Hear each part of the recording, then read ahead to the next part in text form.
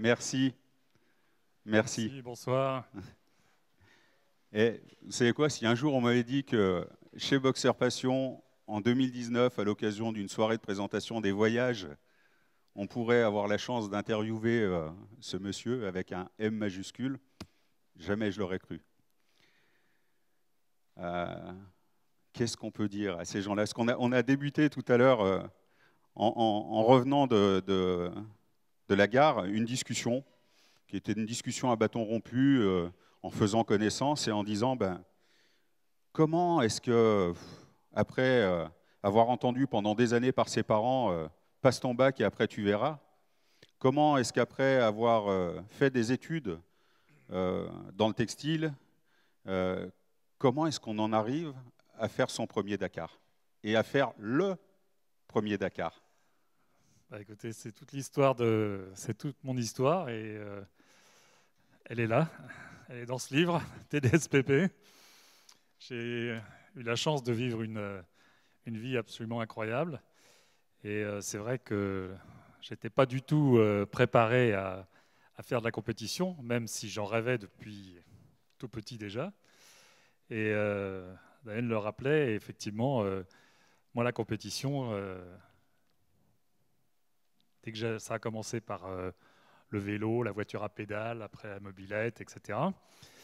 Et dès que je parlais de compétition à la maison, c'était la réponse qu'on connaît tous. Passe ton bac et on verra après. Alors j'ai passé mon bac et après j'ai vu. Et après là j'ai commencé à rêver parce que 18 ans, les premières motos, les premières voitures. Et là je commençais à essayer de rêver comment je pourrais faire de la course. Et quand je parlais de compétition, là j'ai entendu mes parents me dire écoute, fais tes études et on verra après. Et puis j'ai fait mes études, et puis j'ai commencé à travailler, et puis voilà, et puis la compétition était là, et puis vous savez ce que c'est, on passe ses études, on est raide, étudiant, donc il faut se mettre à bosser, et on commence à bosser, et puis voilà, on est dans la vie active.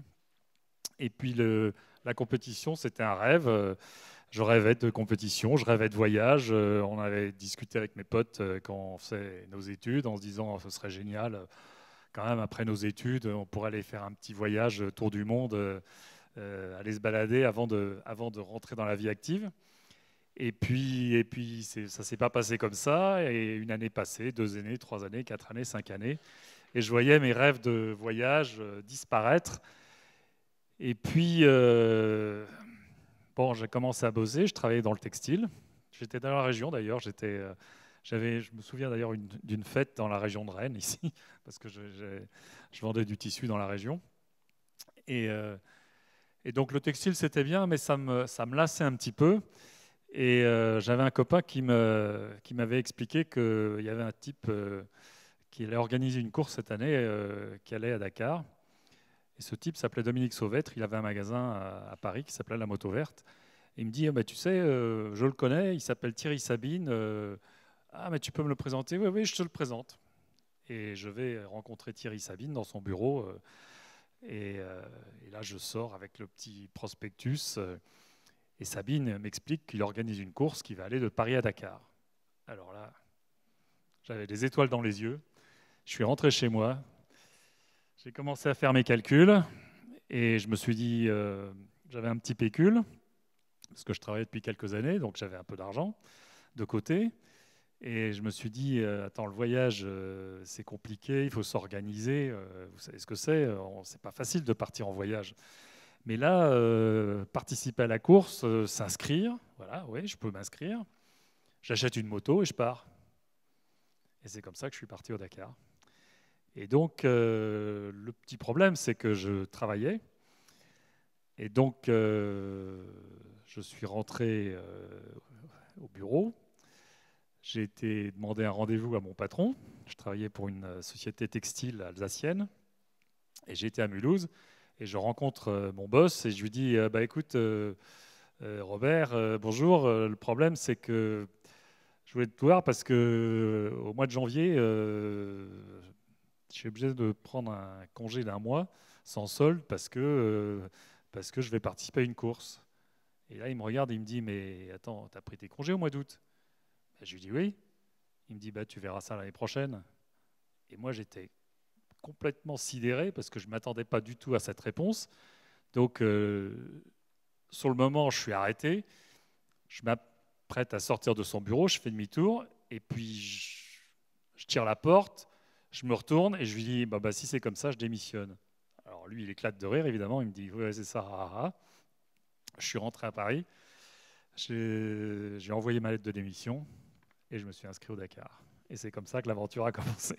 Alors, je ne vous raconte pas la tête de mon père quand même, parce que mon père, pas franchement content, parce que la première chose qu'il m'a dit, mais est-ce que tu as demandé à ta mère? J'ai été voir ma mère, je lui ai dit, maman, je vais faire le Paris-Dakar. Elle me dit, mais c'est pas dangereux. Je lui ai dit, mais non, c'est pas dangereux, bien sûr que non. Alors elle a éclaté de rire, elle me dit, mais qu'est-ce que t'en sais? Je lui ai dit, j'en sais rien, parce que j'ai jamais été. Mais c'est comme ça que, en tout cas, j'ai pris la décision et je suis parti au Dakar. Et je suis parti au Dakar sur un coup de tête. J'ai démissionné de mon job, alors autre époque, hein, on n'était pas dans l'époque actuelle. Mais franchement, ce jour-là, j'ai pris une décision un peu folle. J'ai acheté une moto, je suis parti. Et en tout cas, je ne regrette absolument pas d'avoir fait cette folie. Et parce qu'aujourd'hui, aujourd'hui, 40 ans après, j'ai vécu une aventure absolument extraordinaire. 40 ans après, 16 Paris-Dakar, 3 victoires, dont 2 au guidon d'une BMW Motorrad, une en voiture. Et il a commencé sur un coup de tête, réfléchi, mais sur un coup de tête, comme il le dit, sachant que moi, dans mon inconscient, j'imaginais que le garçon, il était né champion du monde des rallyes, en fait. Et c'est vachement important, parce que dans la discussion, on se dit, ben oui, il y a un rêve de voyage, une envie de voyage, il y a le goût de la compétition, et puis à un moment, la fenêtre de tir, elle est là, on prend son courage à deux mains, et on y va. Et Dieu sait que du courage pour grimper, on en discutait tout à l'heure sur ce type de moto, aller affronter les dunes, quelquefois à plus de 160 km/h, avec la technologie de l'époque, hein, avec 40 litres de carburant à bord de la moto. 50 litres, pardon. 50 litres de carburant à bord de la machine, sur une machine qui à l'époque était un bicylindre, alors que toutes les autres étaient encore en mono, donc plus lourde. Il fallait le gabarit du garçon, 1,84 m, quelques muscles, beaucoup de talent, beaucoup de talent, un courage et une abnégation, je suppose, extraordinaire. Mais on a parlé aussi après, Hubert, de ta carrière, parce qu'il n'a pas fait que ça. Il a bien sûr roulé au Dakar, il a gagné le Dakar, il l'a organisé, le Dakar, pendant une dizaine d'années, mais il ne pilote pas que des motos ou des voitures super bien, Hubert. Il pilote aussi des avions, des ULM, des hélicoptères. Est-ce que tu peux nous parler de la première expérience en ULM? Celle-là, elle est croustillante aussi. C'est-à-dire on a eu la chance de découvrir le Dakar parce qu'on était un peu les pionniers quand même. On est parti en Afrique avec des motos et il n'y avait pas beaucoup de motos à l'époque. Pour mémoire, je veux dire, quand moi j'ai voulu partir au Dakar, il y avait la 500 XT, la 250 Honda, monocylindre, et la 370 Suzuki. Point final. C'était les seules motos qui existaient. Et donc, voilà, moi j'ai acheté une 500 XT parce que je trouvais que pour mon gabarit, c'était la moto qu'il fallait.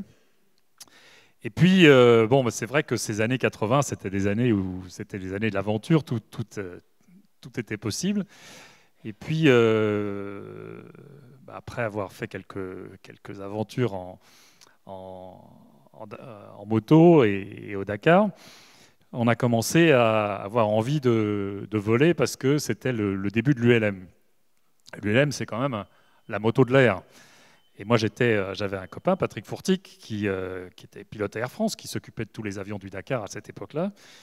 Et on était à Meaux, il avait un ULM et tout. Et alors je lui dis, ah, mais c'est génial, comment ça marche? Alors il me montre. Et alors moi, je vois l'ULM et je lui dis, mais je peux aller faire un tour? Il me dit, ouais, il n'y a pas de problème, tu montes dedans et puis va faire un tour, parce que j'avais vu comment ça marchait. Donc moi, je monte dans l'ULM, je mets le truc en marche et je décolle. Mais je décolle devant le hangar, quoi. puis je fais un petit tour de piste et tout, et en redescendant, je les voyais qui étaient comme des fous en train de sauter dans tous les sens, parce qu'en fait, il y a quand même quelques règles en aérien, parce qu'on ne décolle pas comme ça devant un hangar, on doit prendre la piste, appeler à la radio, etc. Et moi, j'ai décollé. Donc, c'était ma première expérience, mon premier vol en ULM. Je me suis fait un peu taper les coches par le commandant de l'aéroport. Mais bon, ça s'est bien passé, ça s'est arrangé. Et à l'époque, voilà, tout était possible. Mais c'était une drôle d'expérience. Et c'est comme ça qu'il a démarré sa carrière en aéronautique, sachant qu'en aéro, on a parlé ULM, on a parlé hélico, et je crois que ça avait démarré dans un magasin dans lequel il y avait un hélicoptère d'Anthroposet, un Robinson R-22. Mais il a aussi un autre record à son actif avec un autre pilote de renom, Henri Pescarolo, puisque ces garçons-là, à un moment, ils ont décidé de s'attaquer au record du Tour du Monde. Vous savez que vous avez tous vu Aviator, ça vous parle, Aviator. Howard Hughes, qui est un pionnier de l'aéronautique. Et ben, ces garçons-là, à bord du même avion, un Lockheed 18, à un moment, ils se sont dit on va battre le record de Howard Hughes. Et vous savez quoi? Ils l'ont fait. Et en fait, tout ça venait de cette histoire du LM. On a commencé à faire du LM, et Patrick Fourtic, qui était quand même jamais en mal de faire une course, vient me voir un jour, il me dit écoute, j'ai un copain qui organise une course, il fait un Tour de France en ULM. Pourquoi est-ce qu'on n'y participe pas? Et c'est comme ça que je me suis mis à faire du LM. Moi, j'ai trouvé les sous pour monter l'équipe. Patrick m'a appris à piloter. Et on a fait le Tour de France et on a gagné, avec notre équipe, on a gagné ce fameux Tour de France en ULM. Après, on avait un sponsor qui était le groupe Mouette et Chandon, qui était passionné. Ils ont fait beaucoup d'autres courses avec Patrick Fourtic et Henri Pescarolo. Ils ont fait des records de vitesse et tout. Et puis, 2-3 années ont passé. Et puis, le groupe nous disait ce serait bien, mais il faudrait que vous nous fassiez une opération un peu internationale. Parce qu'on a une marque à l'époque, je ne sais pas si on peut le dire, mais c'était GNB. Et ils voulaient faire la promotion de la marque GNB. Et pour la marque GNB, ils voulaient une opération vraiment spectaculaire. Et Patrick Fourtic, qui a toujours une idée derrière la tête, s'était arrêté à Los Angeles et avait visité le musée de l'air. Il avait vu le fameux Spruce Goose, qui est un énorme hydravion que Howard Hughes avait construit, qui avait juste décollé une fois et qui avait volé pendant 500 mètres et terminé. Mais il y avait aussi l'histoire de son avion. Il avait fait la promotion de l'exposition universelle de New York en 1938, avec un Lockheed, et il avait fait le tour du monde. Et le Lockheed, c'est un avion bimoteur. Et ce record, il existe. C'est un record homologué sur les tablettes de la Fédération internationale. Et Patrick est revenu avec cette histoire en disant, mais l'idée, ce serait de proposer à GNB de battre le record avec le même avion sur le même parcours. Donc on a proposé ça à nos amis de GNB qui ont dit banco. Et c'est comme ça qu'on est parti aux États-Unis, on a été à Miami, racheter un avion. On a acheté l'avion avec le mécanicien qui faisait marcher l'avion. Ils l'ont ramené en France. On l'a fait réviser dans la région de Creil parce qu'ils avaient encore une super forteresse pour faire des photos pour l'IGN. On a révisé l'avion, on l'a remis en état et on est parti faire le tour du monde avec cet avion, et on a battu le record du tour du monde. On l'a battu d'une dizaine d'heures et on a été comme ça. On a un record mondial du tour du monde avec un avion à hélice à notre palmarès. En bimoteur et un avion des années 40, ouais, je crois que ça mérite aussi quelques applaudissements. Voilà. Ça fait partie des aventures. Mais il n'y a pas eu que ça, parce qu'il n'y a pas eu que ça, vous verrez dans le livre, j'ai eu beaucoup d'aventures. On a fait aussi, j'ai fait aussi du motoneige, de l'hélico, enfin du LM, et puis aussi j'ai eu quand même une carrière d'organisateur, parce que j'ai organisé le Dakar pendant 10 ans. Et ça, c'était quand même assez extraordinaire, parce que moi qui étais à l'origine du Dakar, puisque j'ai fait le premier, j'ai fait vraiment le tout premier Dakar avec ma 500 XT, Et donc, me retrouver un jour à la tête du Dakar, ça, je n'aurais jamais imaginé. Et en fait, j'ai eu une chance extraordinaire, c'est que Jean-Claude Killy, quand j'étais... parce que vous savez, bon, j'ai eu une période où j'ai eu un accident assez violent, puisque je me suis pété les chevilles en 87. J'aurais dû gagner avec Cagiva à l'époque, puis finalement, c'est Cyril Neveu qui a gagné. Après cette bagarre incroyable où on était... c'était lui ou moi, et finalement, bah, ça a été lui, puisque moi, je me suis cassé les chevilles. Et puis, suite à ça, j'ai décidé d'arrêter la moto. Donc, j'ai arrêté la moto. Mais j'ai arrêté la moto et je me suis dit, bon, bah, qu'est-ce que je fais? Et j'ai émis l'idée d'essayer de tenter de gagner le Dakar en voiture. Alors ça a fait beaucoup rigoler tout le monde à l'époque parce qu'on me dit, ah ah ah, il a gagné en moto, mais c'est pas pour ça qu'il sait conduire une voiture. Alors j'ai un peu galéré, c'est vrai, pendant quelques années. J'ai fini par réussir à grimper depuis en bas de l'échelle, parce que quand vous changez de discipline, vous passez de la moto à la voiture, bah, personne ne vous attend. Et vous arrivez avec votre petite notoriété en disant bah, coucou, moi je suis un pilote moto, je sais conduire. Et on dit ah bah oui, mais est-ce que tu sais conduire une voiture? Et il a fallu que je leur montre que je savais conduire une voiture, donc il a fallu que je fasse mes preuves. Donc j'ai fait mes preuves, j'ai mis un peu de temps à le faire. Et puis on a fini par me faire confiance et j'ai fini par enfin avoir une voiture compétitive. Et j'ai gagné le Dakar en 92 quand c'était Paris-Le Cap avec Mitsubishi. Et puis après, j'ai été chez Citroën. Et une fois que j'ai été chez Citroën, Killy est venu me chercher et il m'a dit, écoute, maintenant on cherche quelqu'un pour s'occuper du Dakar. Tu ne crois pas que ce serait le moment d'arrêter et que tu viennes travailler avec nous? Et c'est comme ça que je me suis retrouvé à organiser le Dakar. Hubert, juste avant de parler de l'organisation du Dakar, tu as cité, et moi c'était une image d'Épinal que j'avais en tête aussi, quand j'étais gosse, je voyais le Dakar, mon premier patron c'était Georges Groine qui a couru au Dakar au volant d'un Mercedes, et dont je voyais les roues décoller à la télé, et puis j'ai vu ce camion-là quand j'étais gamin, et j'étais moins haut que l'axe de la roue avant. C'est vous dire le monstre que c'était. Et puis la deuxième image que j'ai, c'est celle d'Hubert en 87, où on voit les images de Cyril Neveu qui regarde sa montre parce qu'ils sont à ce moment-là à 6 minutes d'écart l'un de l'autre pour gagner la course le lendemain. Et c'est celle d'Hubert qui arrive et qui s'effondre sur le réservoir de la moto et en pleurant qui dit « j'ai les chevilles cassées » et qui à ce moment-là décide d'arrêter la moto. Ça c'est un moment fort, pourquoi? Parce qu'on le disait tout à l'heure, la carrière d'une légende vivante, d'un pilote extraordinaire, elle commence sur une idée de voyage, sur le goût de la compétition, et puis petit à petit, les échelons grimpent, on devient pilote, on devient champion, on gagne, et d'un seul coup, tout peut s'effondrer. Et ça ressemble à pas mal de la vie d'entre nous, hein. C'est une belle leçon de vie. La discussion tout à l'heure, c'était ça, en fait, c'était de se dire, ouais, mais il n'est pas né comme ça, pilote vainqueur du Dakar. Il s'est construit, il s'est forgé, il a grimpé les échelons, comme il le dit. Puis à un moment, il s'est cassé la gueule. Et puis il a recommencé. Dans le bouquin, il y a un moment où on lit l'arrivée chez Mitsubishi, où on se dit, eh bon Dieu, avec la carte de visite du garçon, vous ne pensez pas que le mec en face, il n'a qu'une envie, c'est de l'embaucher? Eh ben non. Il passe ses oraux devant 3 mecs qui ne sont pas forcément très tendres. Hein. Et puis, qui à un moment...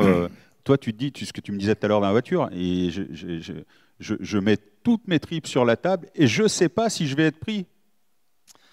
Ben, ça n'a pas été facile parce qu'en fait, si vous voulez, moi j'ai eu de la chance extraordinaire, c'est que on a été un peu les pionniers, on a ouvert les portes, mais à chaque fois on a ouvert les portes. Et pour ouvrir les portes, vous savez, il faut les pousser.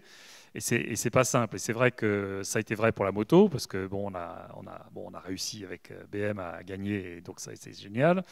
Après, quand j'ai changé de marque, j'ai fait la même chose chez Cagiva. Je suis arrivé chez Cagiva, je leur ai dit, écoutez, vous me faites la moto, moi je trouve les sous.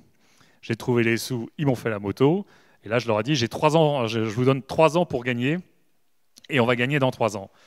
Et cette fameuse année, la 3e année, c'est où je suis en bagarre avec Cyril. Donc j'ai les crocs parce que j'ai fait une espèce d'engagement moral vis-à-vis de Cagiva. Je leur ai dit que j'allais gagner au bout de 3 ans. Et donc cette année-là, je me dis, il faut que je gagne. Si je ne gagne pas cette année, c'est foutu, quoi. Et donc, je suis dans la dernière étape où je me bagarre avec Cyril. Il y a eu plein d'aventures. Il y a eu la fameuse crevaison de la voie de chemin de fer. J'ai crevé 3 fois, j'ai réparé. J'avais eu 2 heures et demie d'avance. Je finis par avoir plus que 6 minutes. Donc, je suis dans la dernière étape. Je roule derrière Cyril, je le suis. J'ai juste à le marquer, puisque comme il y a 6 minutes d'écart, tant que je suis derrière lui, 6 minutes d'écart, l'écart est maintenu. Et puis, il y a ce fameux incident où on rentre dans la dernière étape au Sénégal. Et sur une petite piste dans les herbes, je sors un peu large, je passe entre les buissons. Et puis, il y a des souches, je ne les vois pas. Enfin, je ne vois pas les souches parce que les herbes sont hautes. Enfin, et d'un seul coup, vous savez, c'est comme un western avec le cavalier qui arrive, la corde tendue, le cheval qui continue, le cavalier qui tombe. Et bien, la même chose. La moto qui continue, moi par terre. Je ne comprends pas ce qui se passe, sauf que je suis par terre et j'ai une douleur absolument épouvantable dans les chevilles. Et en fait, il y avait des souches par terre. Donc tout ce qui est passé, la moto est passée. Tout ce qui dépassait est resté derrière. Et mes chevilles sont restées derrière. Donc j'ai 2 chevilles fracturées et je suis par terre. Je suis par terre. Il y a Marc Joanneau qui arrive derrière, qui m'aide à remonter sur la moto. Il essaye de redémarrer la moto. Il a du mal. Finalement, elle redémarre. Il me remet sur la moto. Je repars. Et là, j'ai qu'une idée, c'est de finir. Il me reste 25 km à faire. Cyril est devant. J'ai encore 6 minutes d'avance. Je pense qu'à une chose, c'est de finir. Je ne peux pas ne pas gagner cette course, ce n'est pas possible. Donc je remonte sur la moto, je cours, je ne sais pas comment je fais pour conduire, mais je me débrouille. J'arrive à peu près à rouler à peu près jusqu'à l'arrivée. Je suis à 2 doigts de tomber. Finalement, je franchis la ligne d'arrivée. Cyril est là à regarder sa montre. Et il m'attend, évidemment, parce que lui, si j'arrive pas, il gagne. Et puis, moi, je m'arrête sur ma moto, posée sur le réservoir. Je ne peux pas descendre parce que je ne peux pas poser les pieds par terre. Et là, tout le monde comprend, et c'est la fameuse image que vous connaissez sûrement. Je descends de la moto, enfin, on me fait descendre de la moto parce que je ne peux pas descendre. Et là, je dis, j'ai des chevilles cassées, j'arrête la moto. Et c'est là que je décide d'arrêter la moto. Et c'est cette image dramatique, mais bon, c'est l'histoire, ça fait partie de... Je suis là, hein, aujourd'hui ça va, tout va bien, mais ça a été un moment extrêmement fort dans l'histoire du Dakar. Et à partir de ce moment-là, je me suis dit, bon, qu'est-ce que je peux faire? Et puis voilà, j'ai décidé de rebondir et j'ai essayé de recommencer. Alors à l'époque, juste pour la petite histoire, je me suis dit, bon, je vais faire de la voiture. Et moi, pour la voiture, c'était simple. En fait, c'était un buggy, c'était une moto avec 2 roues de plus. C'était un petit peu plus compliqué que ça. Alors, j'ai un petit peu ramé, puisque j'ai mis quand même 4 ans, 5 ans avant d'avoir des résultats. Mais j'ai fini par y arriver. Et effectivement, tu racontais très justement. Donc, à un moment, je commençais à avoir un peu d'expérience, on commençait à me faire confiance. Et il y avait une opportunité, puisque en 92, le Dakar allait au Cap. Donc imaginez traverser la traversée du nord au sud, de Paris au Cap. 16 000 km, c'était quand même magnifique. C'était un voyage qu'il fallait faire. Et pour moi, qui avais fait tous les Dakars depuis le début, je ne pouvais pas ne pas le faire. Et donc je cherche absolument qui pouvait me conseiller une voiture. Et il restait une seule voiture qui n'était pas attribuée. C'était dans l'écurie Mitsubishi. Il y avait une voiture qui n'avait pas de pilote. Je le savais, il fallait absolument que je récupère cette voiture. Donc je mets tout en œuvre pour essayer de convaincre le staff de Mitsubishi. Donc à l'époque, c'était l'importateur, c'était Sonoto, une société qui importait aussi Yamaha. Donc je demande un rendez-vous au président. Donc le président de Sonoto, Norbert Wagner, le directeur commercial, Daniel Vauvilliers, et le team manager de l'époque, Ulrich Bremer. Donc ils me reçoivent dans la salle du conseil. Donc la grande salle, vous imaginez la salle de conseil d'administration. Moi au bout de la table, eux à l'autre bout. Et ils me disent ah, tu as demandé un rendez-vous, c'est quoi l'objet de ta requête? Très formel. Alors moi, évidemment, je leur explique voilà, que voilà, que je voudrais absolument avoir le volant, je leur explique pourquoi, que j'ai de l'expérience, que j'ai gagné le Dakar en moto, que ceci, cette année. Le Dakar, ça va être particulier parce qu'on traverse le centre de l'Afrique, que personne ne connaît, que j'ai un coéquipier qui est un mec formidable, puisque j'ai pris un navigateur qui s'appelle Philippe Monet, qu'avec Philippe Monet, on est un peu les MacGyver de la course, parce qu'il faudra un équipage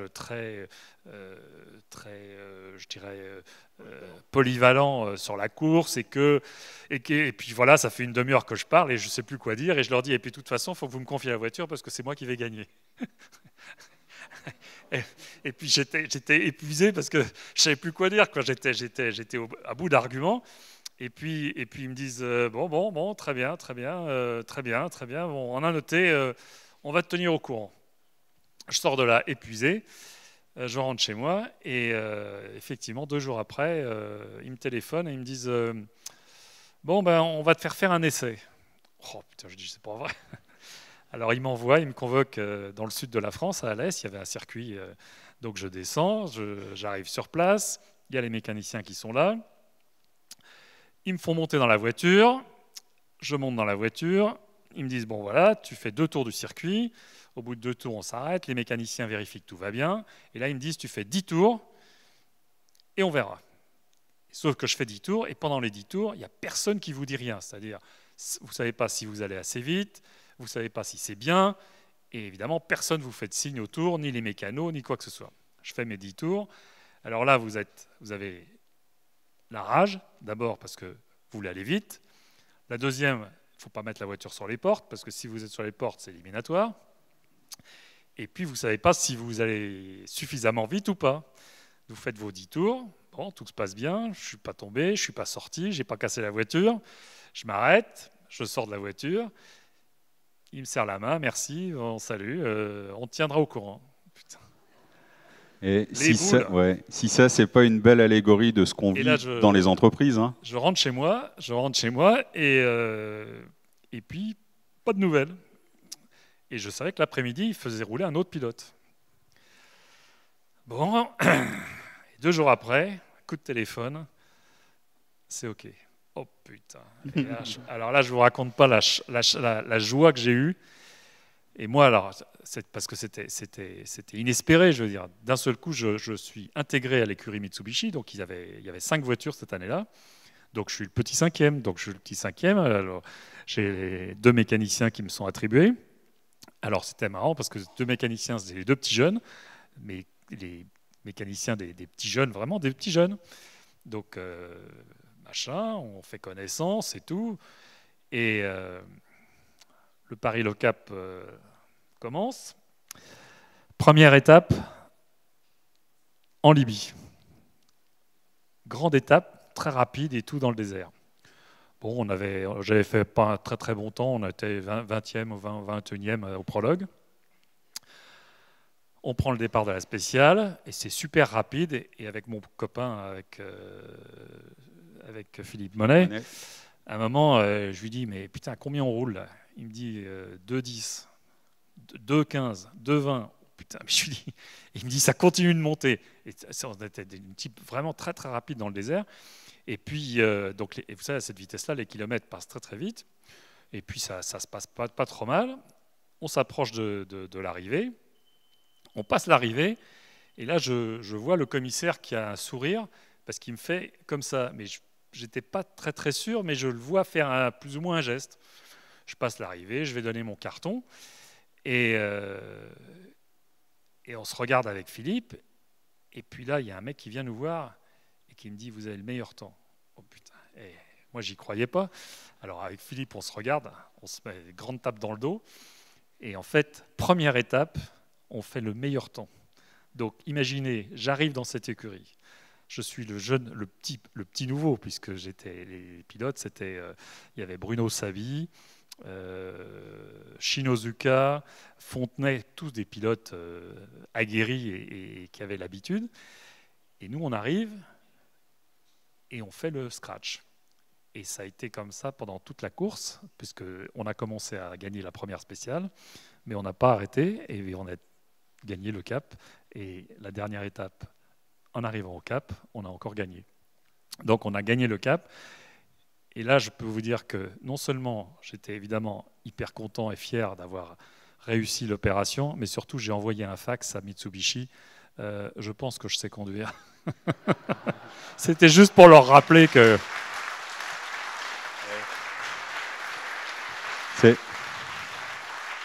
C'est une belle histoire parce que si vous transposez ça dans le monde de l'entreprise, c'est ce qu'on vit aussi. Hein. C'est-à-dire qu'à un moment, on démarre dans une entreprise, souvent on arrive par la petite porte, on fait un peu tous les métiers dans l'entreprise, on apprend ce que c'est que l'entreprise, puis un jour, par les résultats, on prouve qu'on est capable on progresse, puis un jour, boum patatras, tout peut s'effondrer.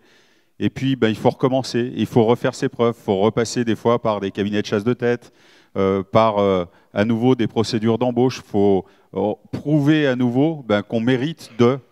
Et la vie d'Hubert Auriol, c'est la vie de tout un chacun. Alors lui, il l'a fait de manière juste magistrale et respect avec un grand R, mais on peut s'identifier à toute proportion gardée, bien sûr, à des garçons comme ça. C'est ce que tu as vécu aussi à la fois dans le management de la course et puis après dans une autre reconversion qui était celle de la télé. Si on peut évoquer ces deux époques-là, le management de la course avec tout ce que ça implique en termes de responsabilité, et puis après, un nouveau métier qui est, dis donc, on se met devant les caméras, et puis on fait une émission de télé. Oui, parce que dans le genre pionnier, j'ai fait deux, trois choses aussi. J'ai fait une émission, j'ai fait Grand Prix sur la 5. Alors Grand Prix sur la 5, je vous le raconte parce que c'est quand même assez génial. Je rentre du Dakar, et là, on me dit « Ah Hubert, il y a les Italiens qui cherchent à te parler. » Les Italiens, alors, je ne comprenais pas. Et en fait, à l'époque, Berlusconi voulait lancer la 5 en France. Et il y avait une équipe en France, et donc je prends contact avec eux. Je les rencontre et ils me disent Hubert, on veut te voir pour faire une émission de télévision et tout. Alors moi, je dis bon, mais ils voulaient me proposer une émission qui s'appelait Jonathan. Et ils me disent, ah mais oui, mais ça fait une semaine qu'on te cherche et finalement, tu arrives trop tard, on a signé avec Kersozon. Je dis, vous êtes gentil, mais pourquoi vous m'avez appelé alors? Alors, quand même, perdant pas le fil de l'histoire, je leur dis, mais vous lancez une chaîne de télévision, mais vous n'avez pas une émission de sport mécanique dans votre chaîne, etc. Elle dit, si, nous en Italie, on a une émission qui s'appelle Grand Prix.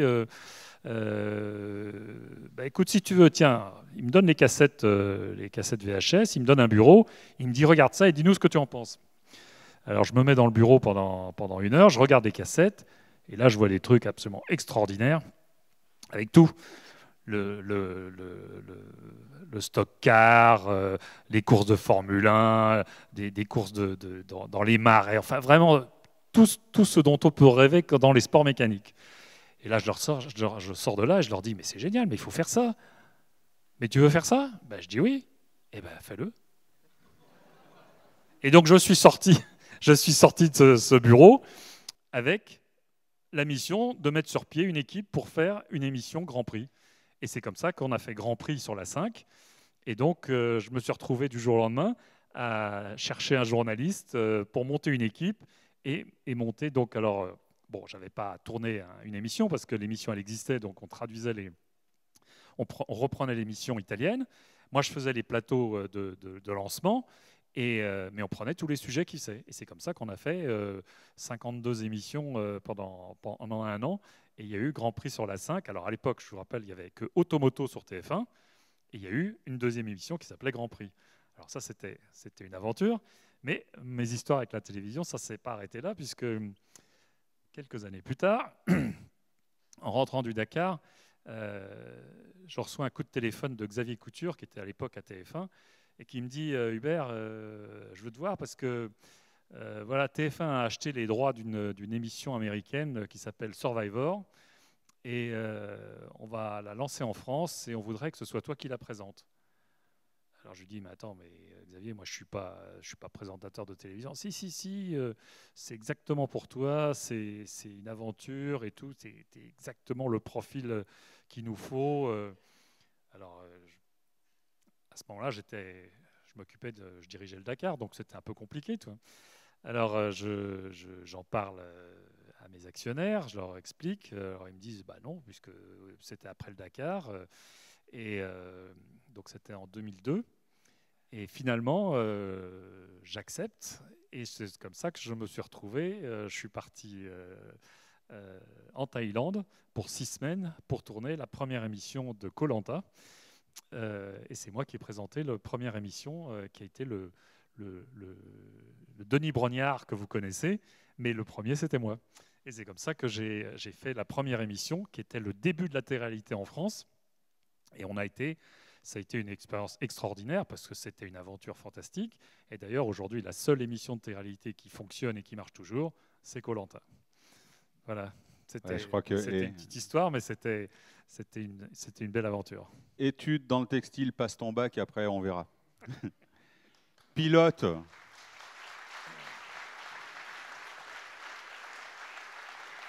Pilote émérite qui participe au premier Dakar, qui ensuite le gagne à 2 reprises en moto puis en voiture. Ils sont 3 pilotes au monde à avoir gagné le Paris-Dakar en moto et en voiture. Manager du Dakar pendant 10 ans. Présentateur de télé, je crois qu'on peut se relever à nouveau et applaudir Monsieur Hubert Auriol. Merci.